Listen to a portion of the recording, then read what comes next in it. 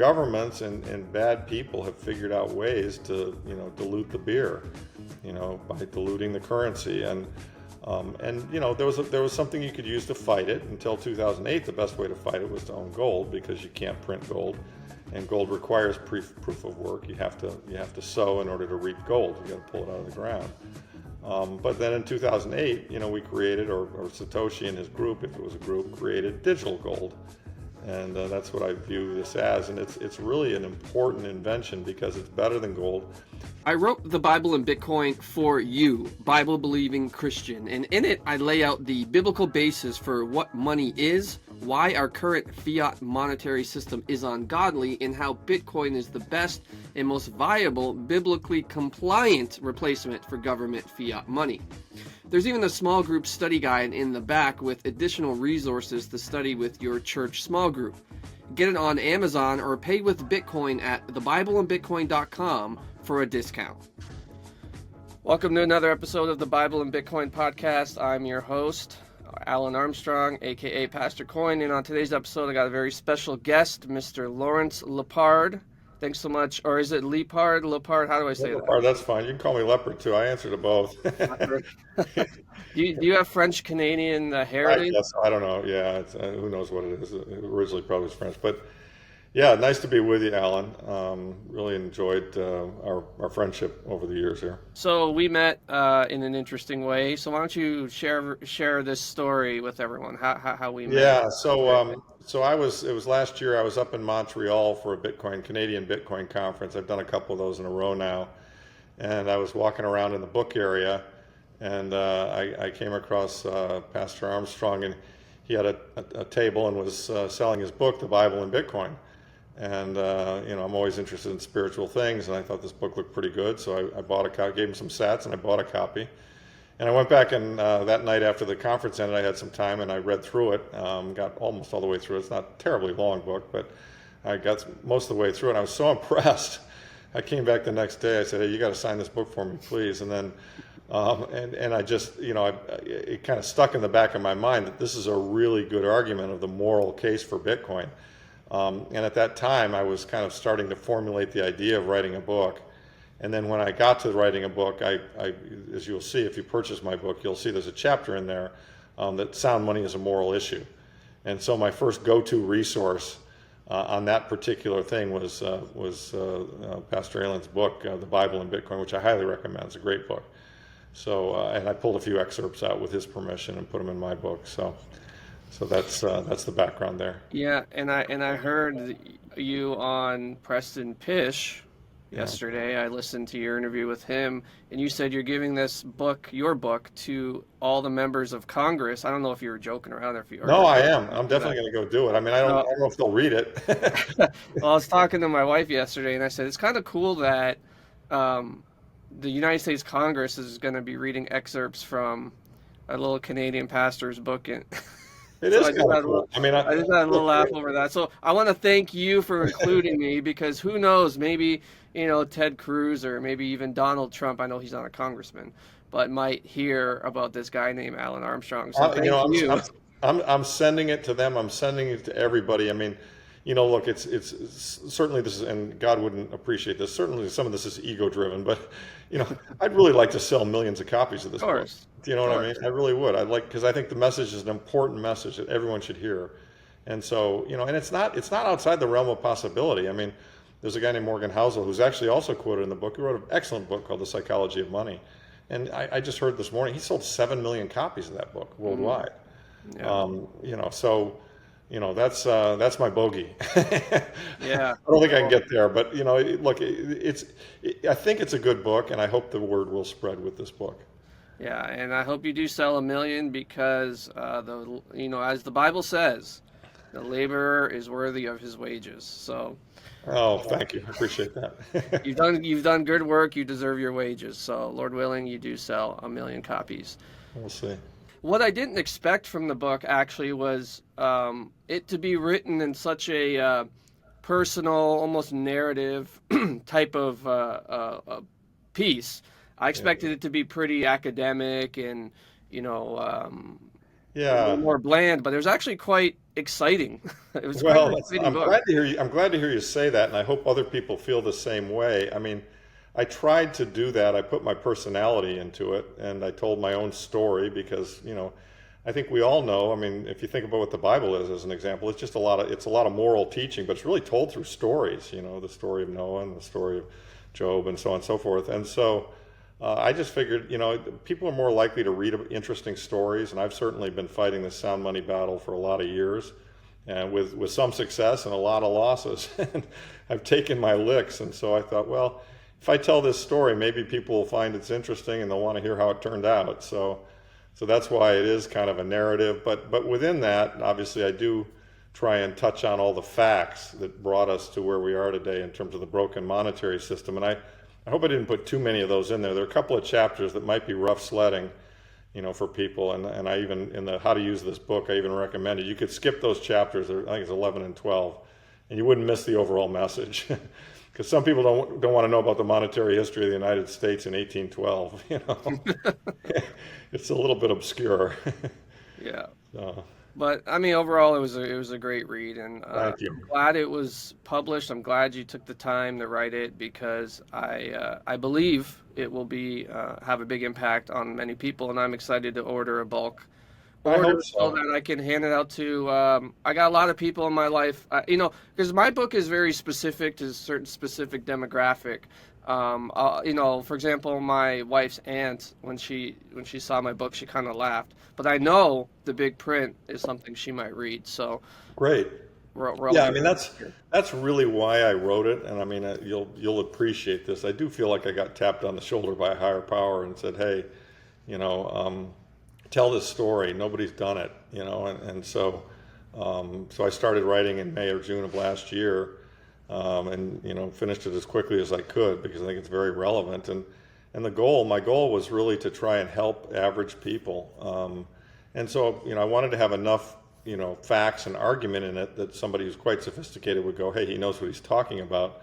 But I also wanted to put it in a tone and in a story like nature so that anyone, I mean, with zero financial background, zero investing background, could read it and say, you know what, I kind of get it. And as we all know, the world has become a very difficult place for the lower half of society because of inflation. We all go into the supermarket and it's just a nightmare. And as a result of that, I really felt a need to try to explain to people why this has happened, how it happened, and then that's the bad news. But the good news is and why it's going to get better and what we can do to make it better faster. Because the faster we solve it, the better everyone's life will be. So I felt a calling to to try and help people, and I think the book will help people.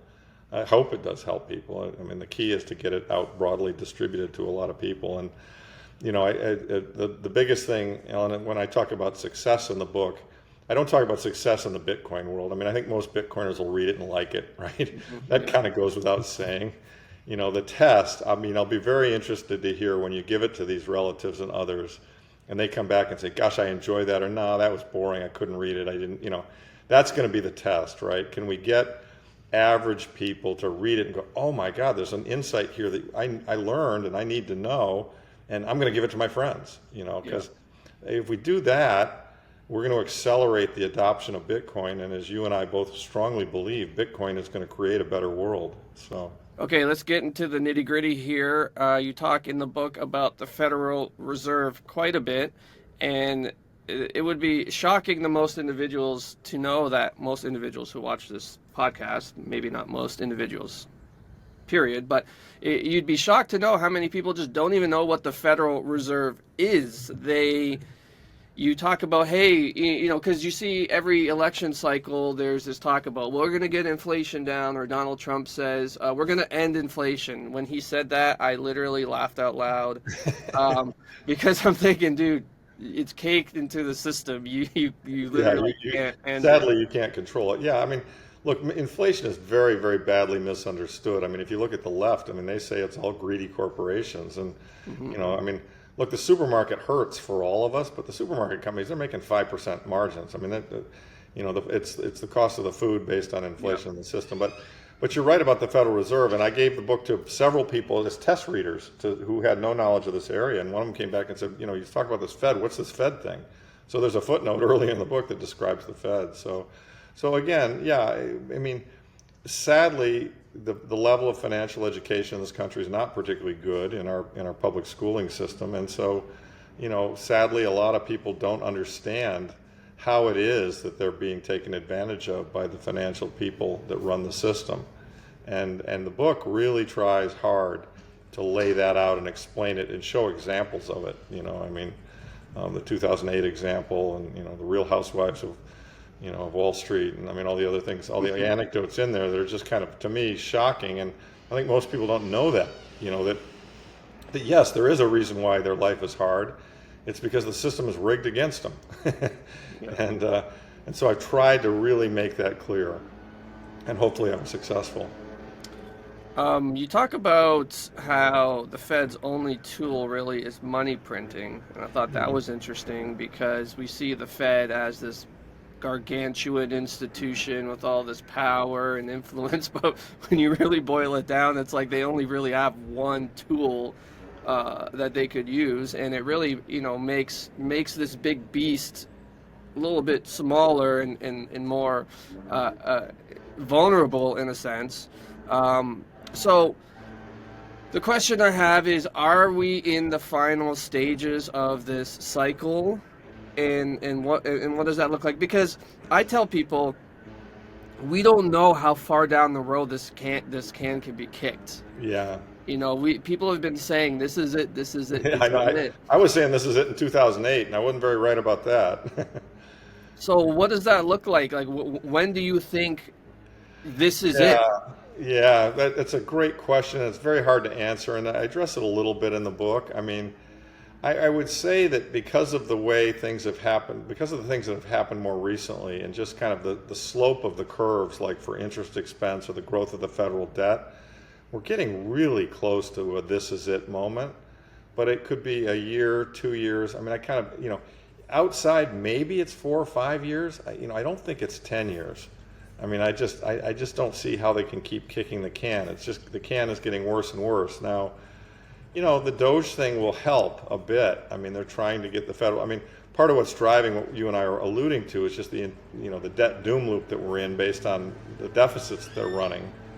And fortunately, we have an administration that's going to try and cut the deficits, and that's the good news. The bad news is that, I'm sorry about that background noise. The bad news is that 80% of the budget is very hard to touch, and so it's going to be difficult for them to completely, cut the budget to get getting a balanced budget is going to be almost impossible, frankly.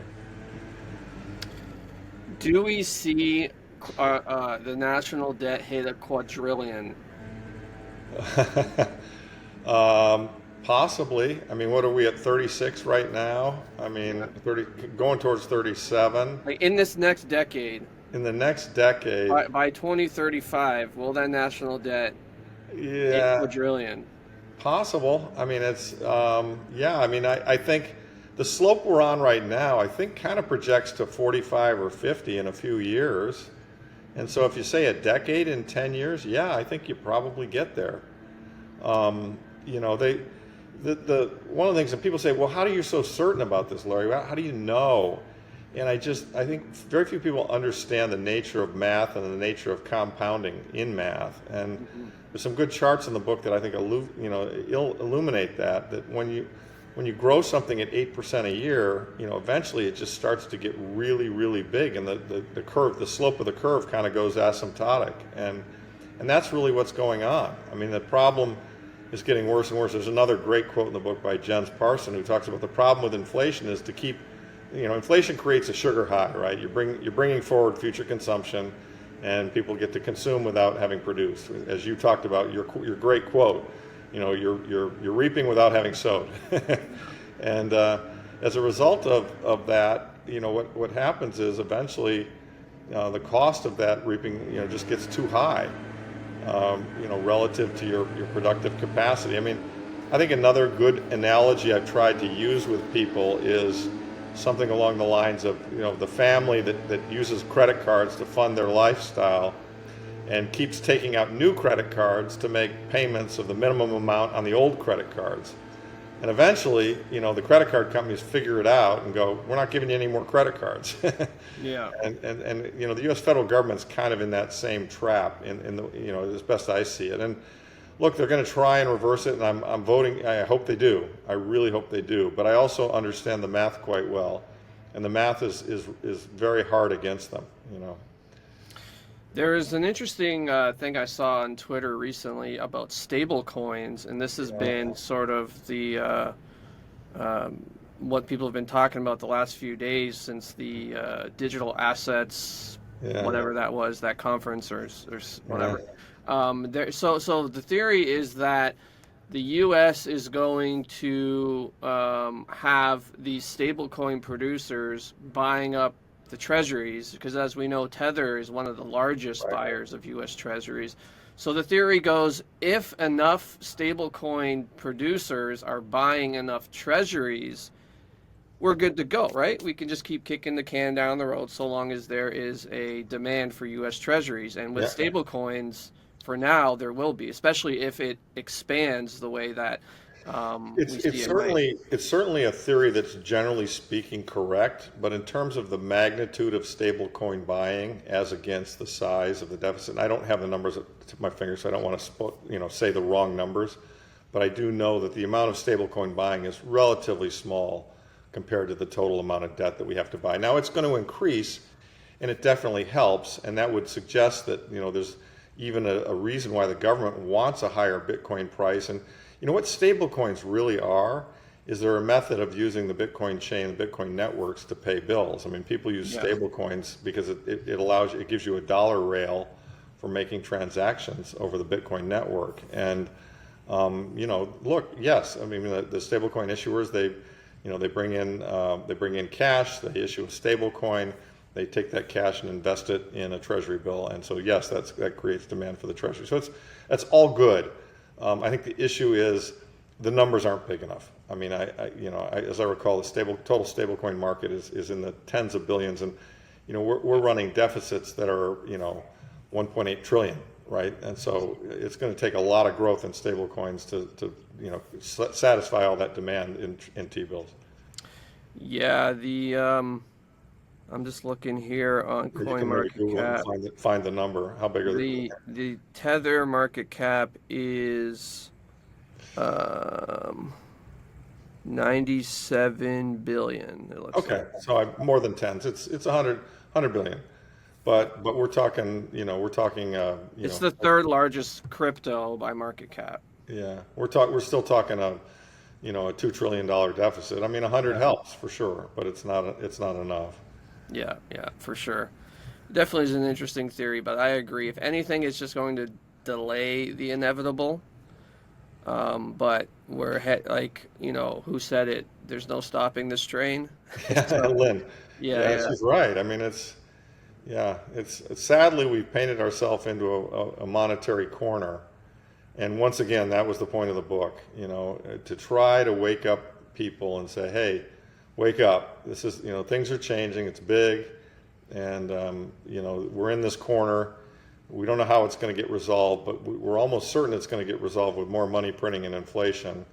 And therefore, there's a way to protect yourself. Those of us who are in Bitcoin have already found it and understood it. And you should come join us because it will protect you. And it's a message of hope for people who are having trouble with inflation. Yeah, and I've talked to a lot of people my age. I'm 30. I'll be 38 this year, and I've talked to people in my age demographic, 25 to 40-ish, and they're struggling, and newly married folks, and they want to buy a house, and they can't buy a house. And I said, look, the only way I think you're going to ever have a hope of buying a house is if you save in Bitcoin. Yeah. I just don't see another viable option. It's pretty tough. I mean, my kids are all in their 20s and they're all doing fine, but they're in the same boat. They can't afford housing at these kinds of prices. They all rent. It's a real problem. It's a very real problem. I mean, The book has a chart in that. I mean, it's amazing to me the way the wealth inequality has gotten so out of whack. I mean, 1% of this country has 92% of the wealth. I mean, it's just, the middle class has just been destroyed, and the lower middle class has been destroyed even more. And, the sadness of that all, it's enormous. I mean, it's terrible. It really bothers me. And that was part of why I felt compelled to write the book. I mean, it's kind of like, guys, I was watching some program and I saw the blue team arguing with the red team. And they were all arguing about stuff that was just not really relevant. I mean, it had some relevance, but it's like they're talking about some little skirmish. Meanwhile, there's a bonfire, a wildfire in the backyard. Yeah. I'm like, gosh, you're not paying attention to the right thing. Yeah. So. You talk about the morality of money, which I really appreciated because that's my whole reason for being a Bitcoiner. Sure. When I started It's a studying, fair system. Yeah. yeah, when I started studying Bitcoin, I initially thought, well, this thing keeps going up. I'm poor, so maybe I should get some of this stuff. So I wanted to understand what Bitcoin is. Why was it valued so high? I mean, there's got to be something to it if it just keeps going up and up and up. There's something Right. deeper than just speculation going on. So I had to figure that out. And of course, like many, it was the Bitcoin Standard by Saifedean that really helped me to Exactly. understand that this, from my Christian perspective, it went from being, well, maybe this is a good investment to, oh my gosh, this is a moral imperative Yes. because of how immoral the fiat system is. Yes. Exactly. So my being a Bitcoiner is not because number go up, it's because of the moral issue.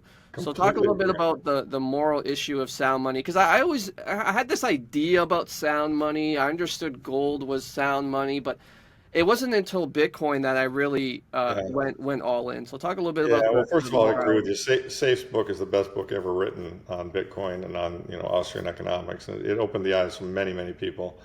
Um, yeah, I mean, look, I say this in the book, monetary tomfoolery has been around for a long, long, long time.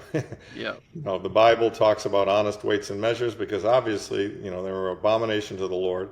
Obviously, there were some people who would say, hey, they'd have a dishonest weight and say, hey, this is an ounce when it really wasn't, hmm, so that they could short the people they were providing, some kind of something they were weighing, whether it be grain or meat or whatever they were weighing out on a scale. And it's this is millennia of monetary tomfoolery have taken place, and the people who control the system of money have a really strong advantage over all the people who do not. We yeah, call them quintillionaires, and that's because they're being close to the money. They get it first, and they can buy things pre-inflation, and then they can shove the inflation down to the common person whose wage doesn't necessarily go up as quickly as inflation. And that's why the wealth inequality is what it is. And look, the Bible and God and Christianity and many religions are all about fairness. And human beings are wired to want fairness. We know when something's unfair, and that's in my opinion, that's the most beautiful thing about Bitcoin. Yes, it's number go up technology, and those of us who've invested in it will benefit from that, and that's fine. But really, and this is why when people criticize it, I get so angry. When Buffett calls it rat poison, I'm just like, yeah, easy for you to say, Mr. Billionaire. right, right. This is a lifeline for somebody in the third world whose money is depreciating every year. If you live in, Nigeria, for example, Bitcoin is important for you to own because your local currency is depreciating constantly. And so, governments and bad people have figured out ways to, dilute the beer, by diluting the currency. And there was something you could use to fight it until 2008. The best way to fight it was to own gold because you can't print gold, and gold requires proof of work. You have to sow in order to reap gold. You got to pull it out of the ground. But then in 2008, we created, or Satoshi and his group, if it was a group, created digital gold. And that's what I view this as. And it's really an important invention because it's better than gold. The primary reason for that is that even gold deflects or debases over time. We mine 1.7% of the outstanding stock of gold gets mined every year, Hmm. which means that in 50 some odd years, 58 years or something, if that rate continues, the amount of gold on the planet will double. Now that's a low rate of inflation compared to the money printer inflation, which has kind of been running at 7 or 8%, but it's still inflation. And here we got some guys who figured out provable digital scarcity in a fair manner. Open source, anyone can audit it, everybody can see it. And suddenly we've got fair money that nobody can cheat on, that nobody can get an advantage on, that nobody can dilute, and that's big. I mean, and it really, I mean, I've said to many people, you being religious, it almost feels God-given, because it's like this is getting to be a really big problem. And you know what? Thank God the microprocessor came along, and some really great computer technologists created a solution to address it. And here we all are, and we have it. And I think it's going to really be a huge, huge benefit to mankind in the future. Your family, your nation, and your world needs strong men. The devil wants men weak, emasculated, and addicted to porn. This is why I designed the Slaying the Beast course to help men take back the dominion porn stole from them. This course will help you discover your identity as God's image, how porn leverages and twists that against you, and how with God's help you can turn the tables on the beast and live free. There's also access to a Discord server where you can have fellowship with others in the fight. You do not have to wait any longer to conquer this beast once and for all. Go to lifegiverchurch.net to get started today. I absolutely share your frustration when trying to talk to people about sound money, especially Bitcoin, and they just don't get it, and they're still fighting with the different sides of the political aisle and thinking there's some meaningful solution there, which there isn't. There's only delays and accelerations to the destruction. And you talk about on page 32 and 33 about Frederick Hayek and how he talks about this sly roundabout way that we're never going to have any good money again unless we find some sly roundabout way to get around the government fiat cartel. And so the question then becomes, is Bitcoin that sly roundabout thing? And if it's not, then what is? Yeah, I mean, obviously, I do think Bitcoin is that sly roundabout thing. And it's interesting because they've ignored it, and there was a time in its infancy where they probably could have killed it, by taxing it and outlawing it. And I mean, they kind of didn't pay attention, and it just kind of kept, tick-tock, next block. And the next thing you know, it crept up on them, and now we're inside the castle because, guys like Larry Fink, who runs BlackRock, which is the largest asset manager in the world, was originally very negative on it, and then he looked at it and realized, this thing's working, it's going to continue to work. I've either got to join him or get left behind, and he joined us. And so, we're seeing more and more people in traditional finance go, oh, I get it. And, when they approved the ETFs, Pastor, I mean, that was a big deal. I mean, I had a lot of smart people who I was interfacing with on it. And they were all like, yeah, I get it. It's a dream, it's sound money. I get all of that, but the government's going to kill this thing. There's no way they're going to let this survive because it'll kill the dollar, which I think it will over a long enough time frame. And then the ETF got approved. And it's like, oh my goodness. And suddenly all those people, couldn't really push that argument because the government had just allowed, big asset managers and every person who has a brokerage account to buy Bitcoin. Now, admittedly, not native Bitcoin and Bitcoin that can be confiscated and all the problems. I mean, those of us who are hardcore understand the difference between self-custody and owning an ETF. But the point is that this opened the gate to much broader adoption, and it's why we're at the level we're at today. What do you say to people who say things like, well, BlackRock is part of this globalist elite ring of Satanists who are trying to kill everybody, and they're adopting Bitcoin now because Bitcoin is digital money and it's bad? And how do you respond to those? Because the way I see it is, if Bitcoin is sound money and good money, it's neutral. It is. That good people can use it for good, bad people can use it for bad. Exactly. Yeah. I mean, people talk about the crime, that's done on Bitcoin. Well, so much more crime is done in cash and, and in the banks. I mean, the banks money launder for all kinds of people. But yeah, I mean, to the whole idea that BlackRock's going to co-opt it and do a chain split and, blah, blah, blah. I mean, I think all of those things fall within the realm of possibility. And I think one of the things that I think is important to say is that right now we have an administration that's very crypto friendly, very, Bitcoin friendly, and they're not giving us any shit about it. But the blue team could win the next time around, and the dollar could be falling, and the blue team could say, part of the reason why the dollar is falling is that these sound money alternatives like gold and Bitcoin are going up, through the moon, and pretty soon we're not even going to have a dollar. We got to tax this stuff at 90%. Oh, and maybe even worse than that. Roosevelt grabbed all the gold in 33, or with Executive Order 6102. Yeah, maybe we should do the same thing with Bitcoin. And they'll know where it is. I mean, Fidelity will have a lot of it. BlackRock will have a lot of it. Other ETFs, they could easily, say, hey, you guys, pay all your shareholders cash for the Bitcoin they own at today's price, and send those coins to us because we want them. Yeah. That's why, as hardcore Bitcoiners always say, not your keys, not your coins. Now they could also come to me and say, turn in your Bitcoin, and I'd say, what Bitcoin? And they would say, well, we noticed you bought it through this broker and you changed. Yeah, but I lost those keys, and they can't. One of the beautiful things about this, as Jason Lowery pointed out, is that this is money that can't be taken away. I mean, any other form of money is physical, and you can overrun a vault and take the money. Wars have been fought over money and resources, and here's a form of money that can't be stolen unless you get the 12 words. So, Yeah. But it's look, I don't put anything beyond these governments. I really don't. I keep my eyes wide open. Fortunately, right now we're in a regime that's pretty friendly, so I'm not too worried about those kinds of things. But that could change. We don't know how this is going to unfold. Yeah, one of my biggest concerns is politicizing it will lead to exactly what you're saying. All it takes is for the next guy to win, Yeah. to put in some stuff. And this is just ping pong, short term sort of Right. stuff. I think in the end, Bitcoin will win just because it is resilient, it is strong, I completely agree.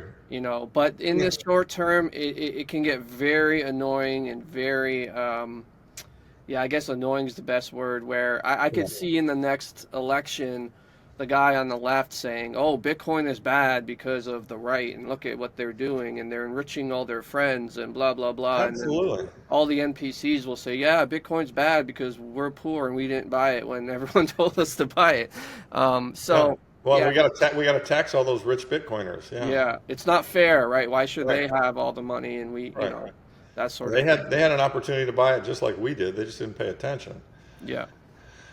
Yeah, no, that will go on for sure. And but those of us who have a long-term view, as I know you do and I do, we kind of, I think it's inevitable that it wins. I mean, I think it will become the base layer of money. I think my grandkids will transact in Satoshis.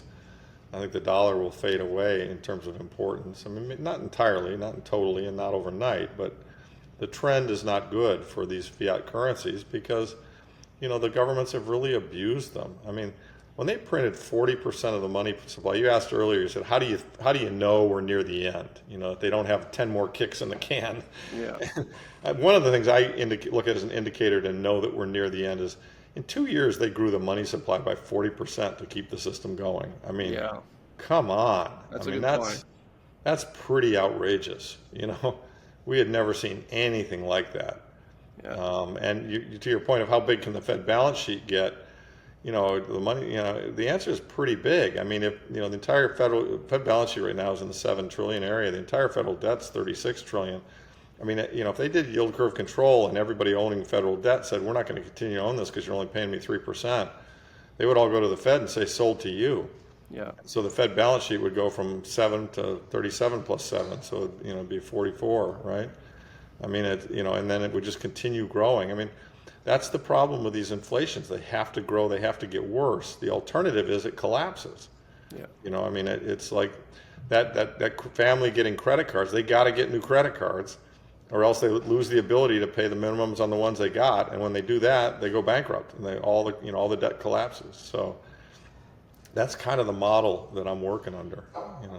Yeah, and that's what I tell people is, I was talking to family the other day about it, and they were saying, they had the the usual, take on it. Well, we shouldn't be doing this, we shouldn't be doing that, and stop giving handouts. And I said, look, you can't stop giving handouts. Handouts is the system. That's how it's built. Right. They have to keep giving more and more and more in order to keep the system afloat. And Right. so it's not a matter of cut the handouts, it's a matter of replace the system that With a is, fairer, better system. yeah, exactly. Right. And That's right. so I know you got to go soon, so let me just ask I get a you little this final question here. Your book ends with a call to action, as all good books do. Urging the reader to embrace sound money, embrace Bitcoin, if you will. So if you could leave the listeners with one thing, one step to take here, what do they do today? Yeah, I think that's a great one. I think if you look at how big political movements and change have occurred, they've occurred because there's been a groundswell of public demand and support, right? And so I think the one thing you can do is look at your friends, look at your circle of influence, and say to yourself, it may not be fun, it may not be pleasant, but you know what? I've got to go out and tell that circle of influence about this. I've got to help them to understand this issue because it's going to protect them and it's going to make the world a better place. And so draw on whatever tools you want. There's tons of good videos on the web.